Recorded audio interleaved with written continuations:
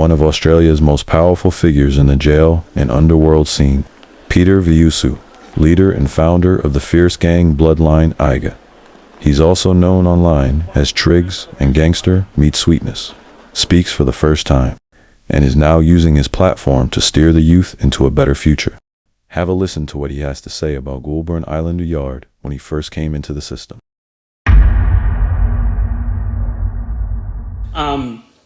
It was only $60. And the older boys back then to the younger generation, which is the guys at my age, I was their younger generation. Guess what they did? They made the younger boys who couldn't stand up for themselves buy packets of ox on their buy-up, yeah? And packets of ox back then cost $25. So remember, our buy-up is $60, and if they bought 2 packets, that's $50. So now they only have $10 left for their food, all right? And the older boys back then used to make them buy 2 packets. And then guess what they would do with those 2 packets? They would sell it to the Lebanese boys, so the Lebanese boys would give them drugs. This is what I had to deal with when I first came to Goulburn, all right? The older boys back then, like, they were good brothers. I'm not going to fucking deny the fact that they didn't take care of us, because they did cook-ups for the boys. They took care of us in a way where they took the ball up and went to war for the Islanders, so we were safe, yeah? But when I took over the yard, I changed the atmosphere. Because when the Islander yard was being run by those boys, guess what they used to do? If you walked in with fucking Nike shoes, they would tell you, shut up, solid, give us your shoes. You're fucking doing small wax, so we're gonna fucking, let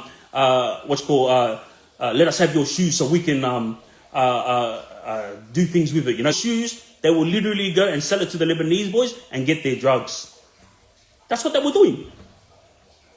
Every single time, I came to Goulburn, the younger boys who had shoes ended up with no shoes. They were wearing jail shoes. Right?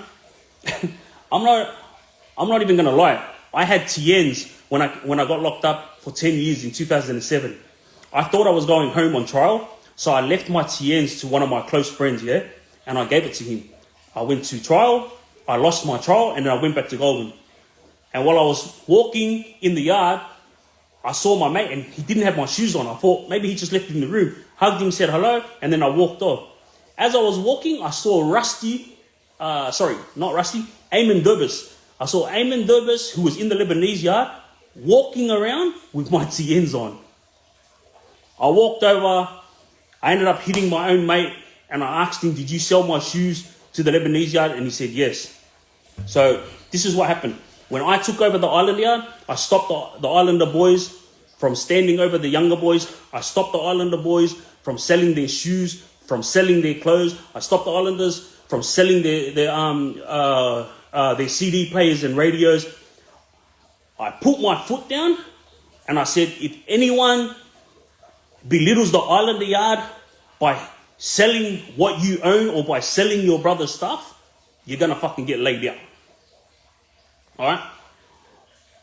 When I made this rule, everyone followed suit. And I wasn't doing it to be a piece of shit. I was doing it because I was fucking trying to keep the Islanders afloat, because when I took over the Islander yard was rubbish.